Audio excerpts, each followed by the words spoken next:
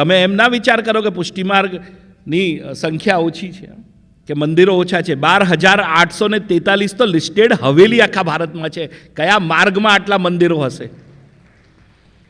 આજે 29 રાજ્ય ભારતના છે, એમાં 23 રાજ્યમાં તો મહાપ્રભુની બેઠકો છે. વાલા વૈષ્ણવો, તો તમે વિચાર કરો કે પુષ્ટિમાર્ગનો શું સ્કેલ હશે. પણ આપણે પેલા કૂવામાં દેડકાની જેમ સ્થિતિ છે, આપણે બહાર આવતા નથી. બાકી રાજસ્થાનમાં જુઓ, મધ્યપ્રદેશમાં જુઓ, યુપીમાં જુઓ, કેવી વૈષ્ણવતા.